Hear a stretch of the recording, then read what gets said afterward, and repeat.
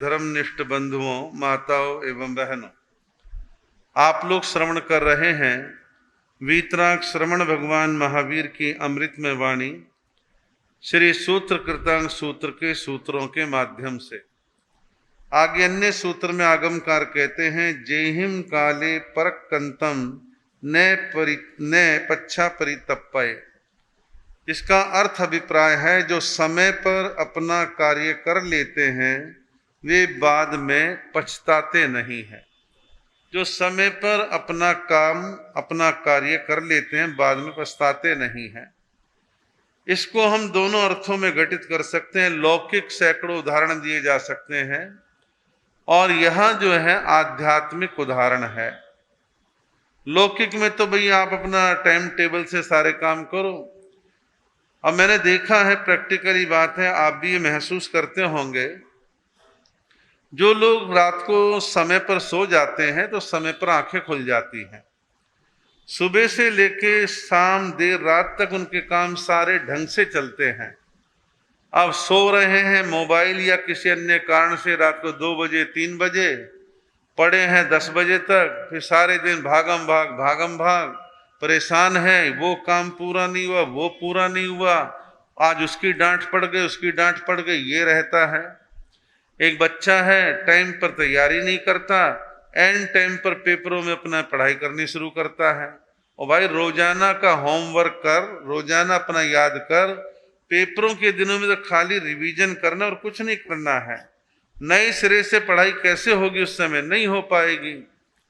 यहां जो अर्थ है समय पर काम करने का, वो ये है कि साधु साध्वी श्रावक श्राविका अपना काम समय पर कर ले। समय का मतलब है कि प्रारंभ से धर्म आराधना करे, ज्ञान ध्यान स्वाध्याय त्याग तपस्या चिंतन मनन जो करना है धर्म की आराधना प्रारंभ से कर ले।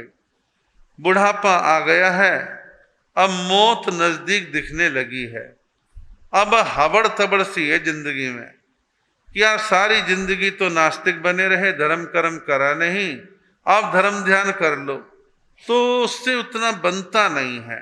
अब बनता नहीं है तो अंदर खींचता है, दुखी होता है, कई प्रकार के भय सता रहे हैं, कई प्रकार की टेंशनें हैं, हाय मौत ना आ जाए, हाय मौत ना आ जाए, कैसे होगा, क्या होगा, जिंदगी में कहीं माला नहीं पकड़ी, कभी दान पुण्य दया करुणा सेवा जीव दया के काम नहीं करे। अब बुढ़ापा आ गया है, पैरालिसिस हो गया है, बिस्तर पर पड़े हैं, धर्म कर्म होता नहीं। तो वो लोग लास्ट में पछताते हैं, दुखी होते हैं, झूरते हैं, अंदर ही अंदर पीड़ित होते हैं, आंखें गीली रहती हैं। तो ऐसी नौबत ना आए, इसके लिए प्रारंभ से ही जाग जाए और जाग करके अपनी धर्म आराधना करते रहे। वैसे भी जीवन व्यवहार में हर व्यक्ति को अपना एक टाइम टेबल निश्चित करना चाहिए। इस समय पढ़ना है, इस समय खाना है, इस समय व्यापार के काम करने हैं, समाज के काम करने हैं, टाइम टेबल होना चाहिए। बच्चे लोग थोड़े मस्त होते हैं, उनके माता पिता उनके टीचर्स उनको टाइम टेबल के लिए बार बार प्रेरित करते हैं। कुछ बच्चे इतने अनुशासित होते हैं, टाइम टेबल को फॉलो करते हैं, और उसका परिणाम है कभी स्कूल में टीचर्स की डांट नहीं सुनने को मिलती। सारे काम समय पर करते हैं, सुबह इतने बजे स्कूल की बस आएगी, जल्दी उठना है, सारा करते हैं। तो जीवन में हम अनुशासित बने, समय के प्रबंधन की कीमत को समझें और अपने जीवन में हर काम को समय पर करें। लौकिक व्यवहार में भी अच्छा है और धर्म अध्यात्म की दृष्टि से समय रहते जाकर के धर्म की आराधना की पोटली अपने साथ रखें। जीवन के अंतिम क्षणों में पश्चाताप नहीं होगा, हमने जिंदगी में कुछ किया नहीं है, और बाद में शरीर की क्या स्थिति बनेगी कुछ कह नहीं सकते हैं। तो इसलिए पहले ही संभल जाना चाहिए। अगले सूत्र में कहा है, सिंहम जहां वे कुणी मेणम निर्भय मेणम चरंती पासेणम। कहा है निर्भय, अकेला विचरने वाला सिंह भी मांस के लोभ से जाल में फंस जाता है, वैसे ही आसक्तिवश मनुष्य भी फंस जाता है। अब शेर जैसा बलशाली व्यक्ति, शिकार के कहो, मेमना कहो, हिरन कहो, मांस कहो, उसके लालच में वो भी फंस जाता है, इतना बलशाली होते हुए भी। अब हम और आप क्या बहुत ज्यादा बलशाली हैं? हमारे और आपके शरीर की ताकत क्या है? कुछ भी नहीं। और मनोबल के आधार पर भी हमारा मनोबल एक सीमा तक मजबूत हो सकता है, बाद में हो सकता है डामाडोल हो जाए। तो कई बार आपको, हमारे को जीवन में कई प्रकार के आकर्षण अपनी ओर हमें खींचते हैं और हमें फंसा देते हैं। तो भिन्न भिन्न प्रकार के आकर्षण जीवन के पतन का हेतु बन जाते हैं। हमें जीवन को पतन से बचाना है तो विभिन्न प्रकार के आकर्षण कहो, लालच कहो, अट्रैक्शन कहो, उसके जाल में हमारे को नहीं फंसना है। और जो लोग फंसते हैं वो बड़े परेशान होते हैं। एक विद्यार्थी, जीवन में पढ़ता हुआ विद्यार्थी, अपने स्कूल में, जो उसके कॉलेज में, स्कूल में को एजुकेशन की व्यवस्था है, एक जवान 18-19 साल का लड़का किसी लड़की के आकर्षण में फंस जाए, एक जवान लड़की लड़के के आकर्षण में फंस जाए, उनका ज्ञान, ध्यान, अध्ययन चौपट हो जाता है, रास्ते से भटक जाते हैं और अपने ऊंची मंजिल और लक्ष्य तक जो है पहुंच नहीं पाते हैं। विद्यार्थियों के साथ भी ऐसा हो सकता है, मैरिड अनमैरिडों के साथ हो सकता है। यह आकर्षण कई रूपों में घातक बन जाता है। कई बार जानलेवा दिक्कतें सामने खड़ी हो जाती हैं।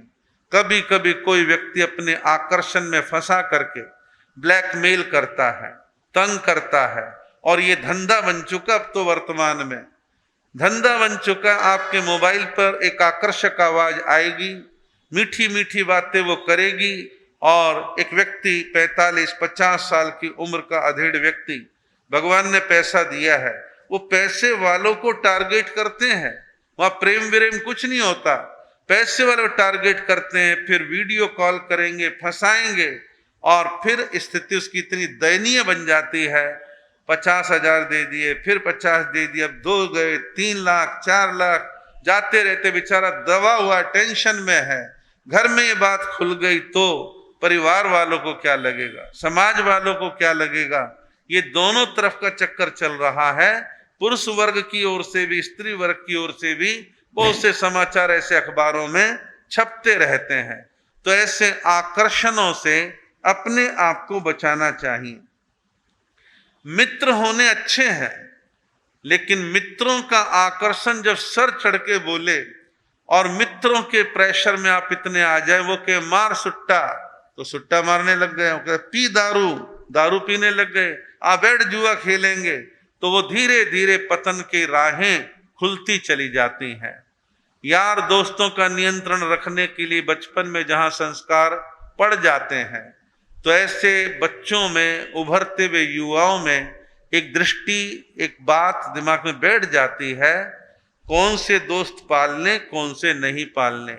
ये गलत प्रवृत्ति वाले दोस्तों से बहाना बना के किनारा कर लो। ये अच्छे पढ़े लिखे सुशील अच्छे मित्र हैं, इनके साथ दोस्ती करो। लेकिन क्या हर युवक युवती में ये विवेक होता है? सब में नहीं होता है। कुछ फंस जाते हैं, कुछ पतित हो जाते हैं, कुछ और रास्तों पर लग जाते हैं। ऐसे ही धन का आकर्षण है।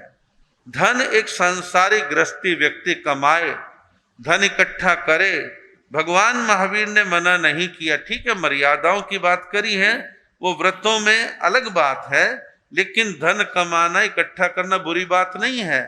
लेकिन धन कमाने के अवैध रास्ते अपनाना, नशीले पदार्थों का काम करना, स्मगलिंग का काम करना, गैर कानूनी काम करना, जब शहर के अखबारों में छपता है फला व्यक्ति को इसलिए अरेस्ट कर लिया कि वो व्यक्ति गलत धंधा कर रहा था, और सारी इज्जत बाजार में चौपट हो जाती है, इमेज खराब हो जाती है।